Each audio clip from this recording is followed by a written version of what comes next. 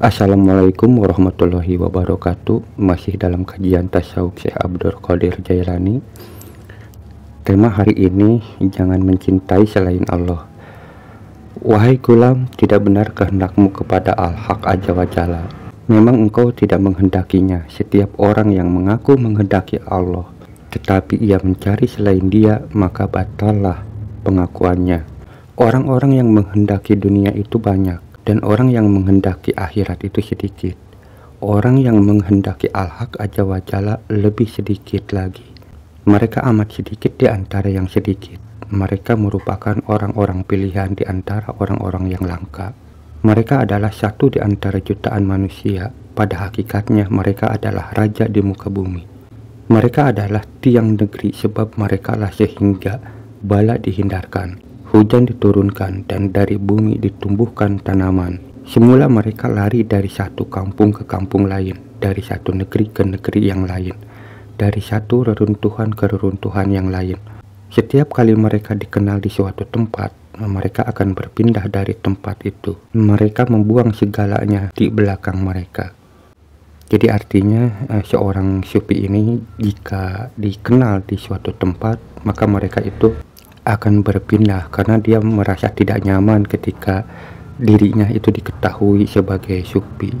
Bahkan ada juga seorang sufi yang ketika diketahui oleh orang lain, maka dia memilih untuk mati. Hal ini beda dengan diri kita. Justru kita itu lebih suka dengan ketenaran, apalagi sesuatu yang baik.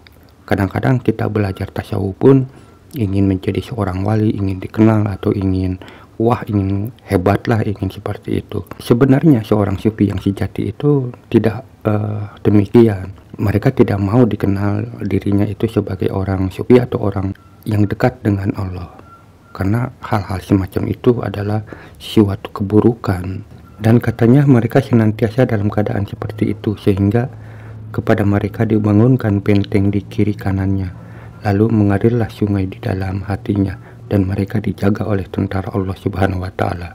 Jadi maksudnya dijaga oleh tentara Allah Subhanahu wa Ta'ala itu bukan seperti itu, kan bayangan-bayangan kita itu dijaga oleh malaikat atau semacamnya.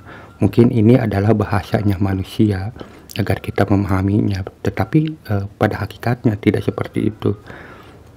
Artinya kalau kita berbicara hakikatnya, bahwa seorang sufi ini sudah dekat dengan Allah, sudah menyatu dengan Allah. Jadi segala sesuatu pun, baik itu bencana atau penderitaan atau makhluk-makhluk yang lain, itu sudah ditundukkan. Jadi tidak perlu lagi bantuan-bantuan dari tentara Allah itu sendiri. Jadi maksudnya seperti itu. Hanya saja ini kalimatnya kalimat yang disampaikan oleh Syekh Abdul Qadir Jailani ini agar kita bisa memahaminya. Dan katanya, dan mereka menguasai makhluk. Semua itu berada di luar pikiran mereka. Ketika terjadi demikian itu, mereka harus menghadapi manusia. Mereka ibarat seorang dokter, sedangkan manusia bagaikan orang-orang yang sakit. Jadi seorang sufi itu ketika sudah sampai, benar-benar sampai itu, dirinya itu menguasai atau memahami tentang kehidupan, termasuk dunia dan manusia. Dan ketika si sufi ini melihat manusia semacam kita-kita ini, dirinya itu melihat kita itu sebagai orang-orang yang sakit. Jadi sakitnya bukan sakit lahiriah, tetapi sakit keimanan kita, sakit jiwa kita, bahwa kita itu orang-orang yang bodoh, yang keliru. Ternyata jiwanya itu atau hatinya itu perlu disembuhkan, karena mereka itu atau kita ini orang yang sakit, yang perlu untuk diobatinya, seperti itu. Dan katanya, celaka kamu mengaku termasuk dari kalangan mereka, lalu apa tandanya? Jadi di sini Syekh Abdul Qadir Jailani mengkritik kalau kita merasa bahwa kita ini golongan dari seorang sufi atau ulama-ulama besar. Misalnya kita ini golongan Imam Syafi'i, Imam Ahmad, Imam Hambal. Di sini sama Syekh Abdul Qadir Jailani ini dikritik, apa tandanya kalau memang kita itu termasuk golongannya. Ya kita ini, walaupun kita ini rajin ibadah, rajin sholat, rajin puasa, tetapi itu lahiriahnya saja, sementara batinnya itu kosong. Seperti itu sesuatu yang kebohongan menurut Syekh Abdul Qadir Jailani. Mestinya lahiriah dan batiniah itu harus ada, karena para imam ini seperti itu.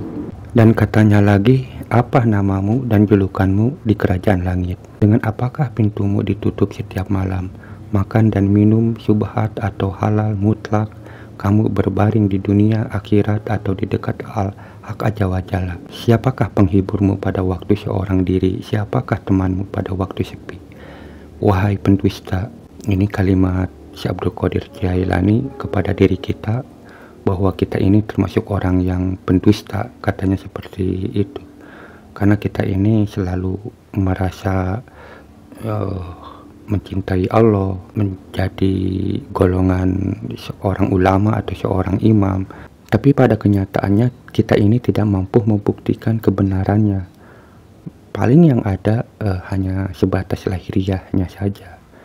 Wahai pendusta, kawanmu pada waktu sendiri adalah nafsumu, syaitan, keinginan, dan pikiran-pikiran keduniawian. Temanmu pada waktu sepi adalah syaitan, manusia yang menjadi teman jahat dan teman ngobrolmu.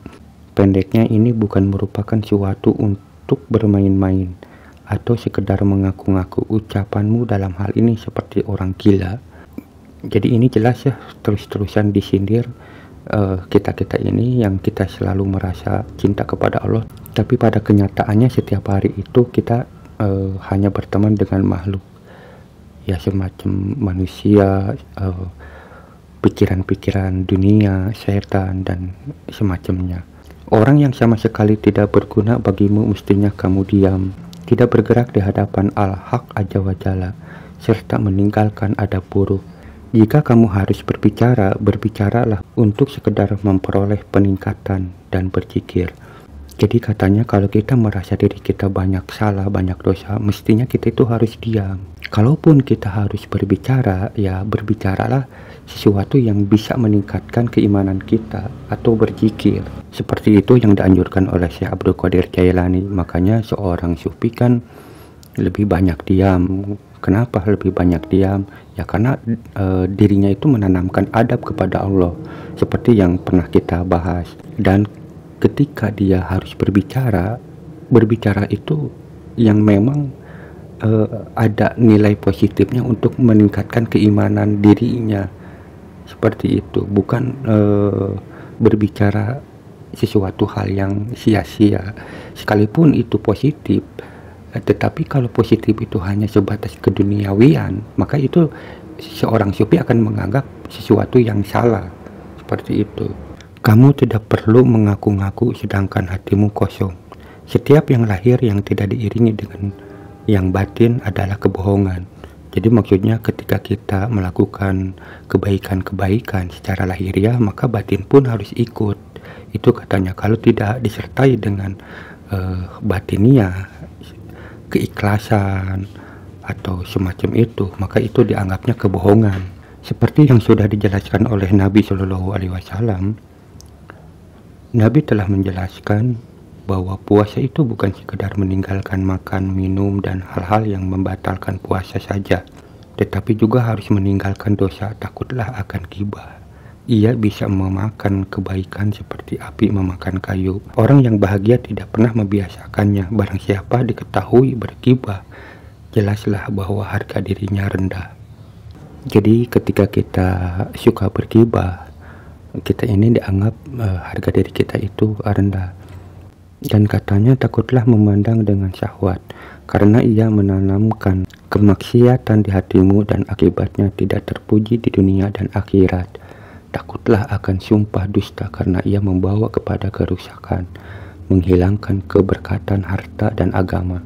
Celaka kamu menggunakan hartamu dengan sumpah dusta dan merugikan agamamu. Jika kamu mempunyai akal, kamu tentu tahu bahwa perbuatan itu sangat merugikan. Kamu berkata, demi Allah, di negeri ini tidak ada barang seperti ini. Tidak ada seorang pun yang memilikinya. Demi Allah, itu barangnya sama dengan ini dan itu. Sesungguhnya barang itu dariku, hanya saja dengan harga sekian dan sekian. Padahal kamu telah berdusta dalam perkataanmu. Belum lagi kamu tambah dengan sumpah palsu, seraya berkata demi Allah, aku berkata benar. Sebentar lagi kamu akan buta dan lumpuh. Gunakanlah adab di hadapan Allah. Barang siapa tidak belajar dengan adab agama, maka ia akan dihajar oleh neraka pada hari kiamat. Seorang berkata bahwa barang siapa melakukan 5 hal atau sebagian di antaranya, maka batallah puasa dan wudhunya. Selanjutnya ia mengatakan bahwa puasa dan wudhunya tidak batal, tetapi ini hanya untuk memberikan nasihat, peringatan, dan menakut-nakuti. Dan ini nasihat Syekh Abdul Qadir, katanya, wahai Gulam, mungkin besok pagi atau pada waktu yang lain kamu akan lenyap dari muka bumi. Mengapa kamu masih lalai? Alangkah kerasnya hatimu. Apakah kamu ini batu? Nasihat Syekh Abdul Qadir Jailani ini benar-benar kita itu harus sadar bahwa kita ini tidak memiliki kemampuan untuk hidup selama-lamanya.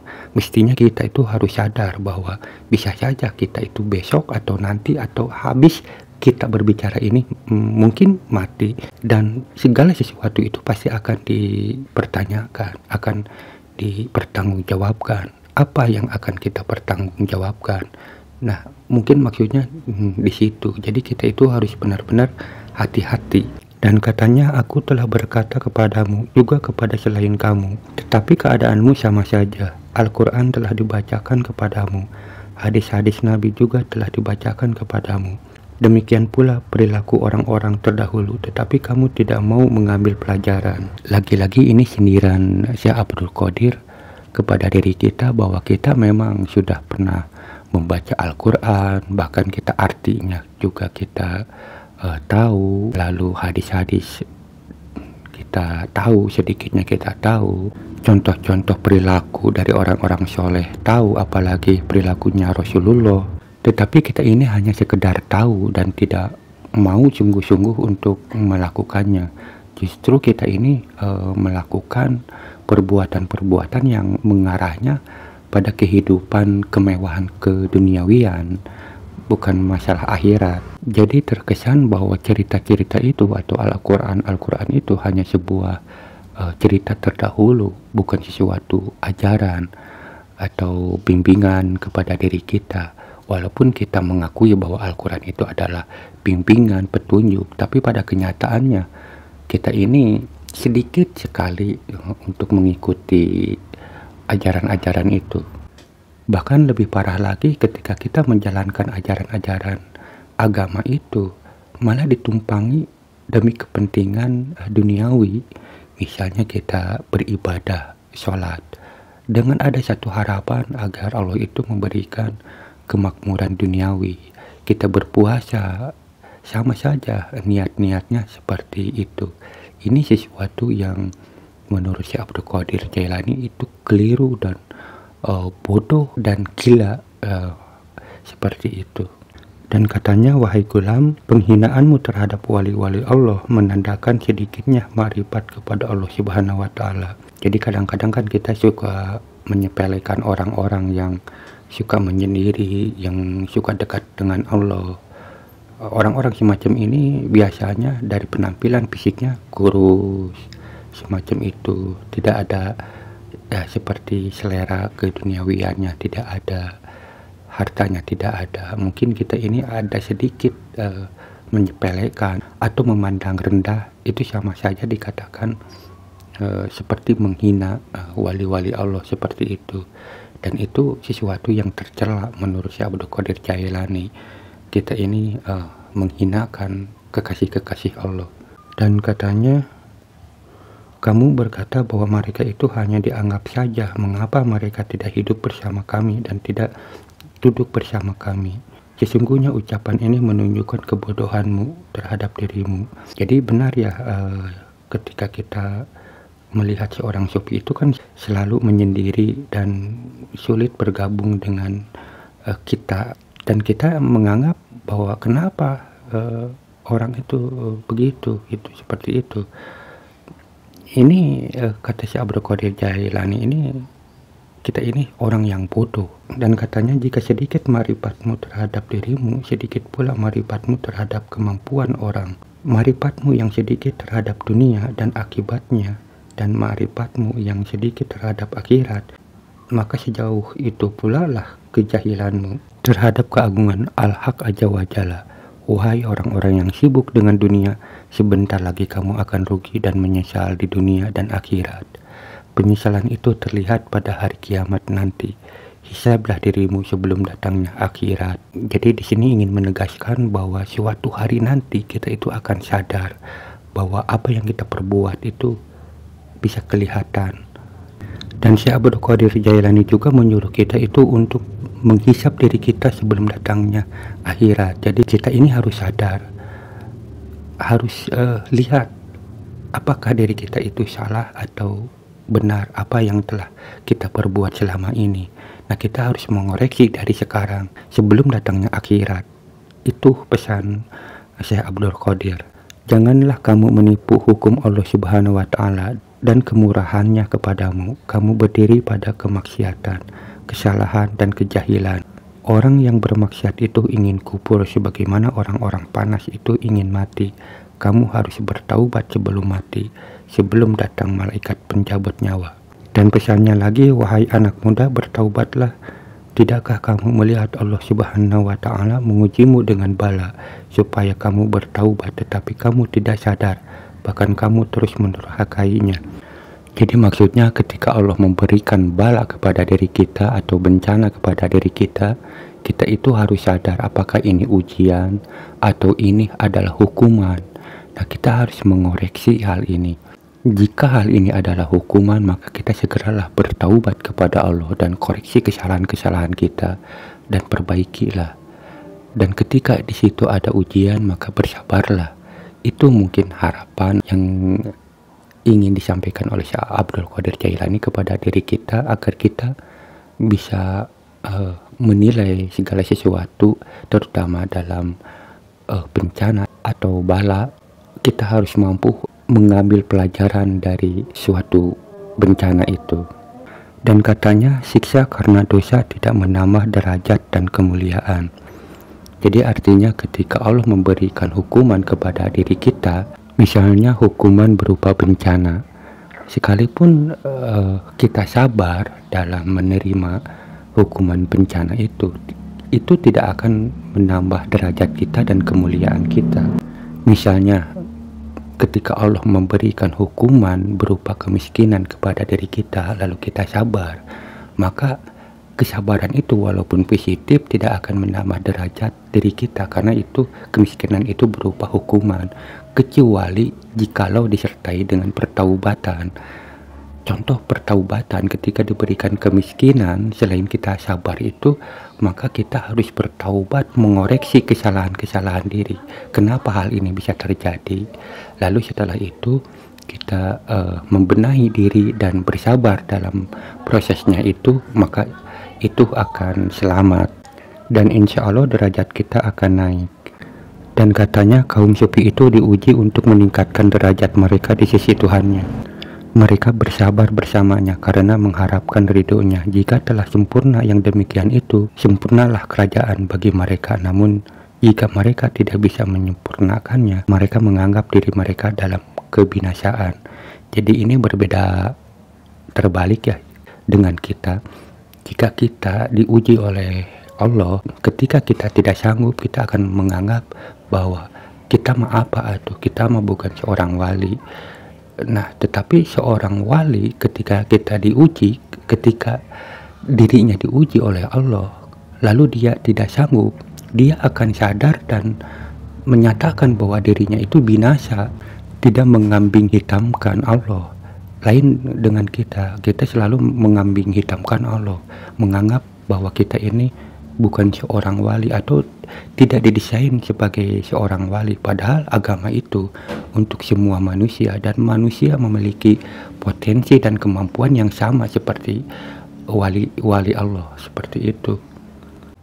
Dan ketika seorang sufi gagal dalam menghadapi ujian, maka dia akan berdoa, ya Allah, Engkau membinasakan kami memohon kepada Engkau di dunia dan akhirat. Di dunia memandang dengan hati kami, dan di akhirat memandang dengan mata kami.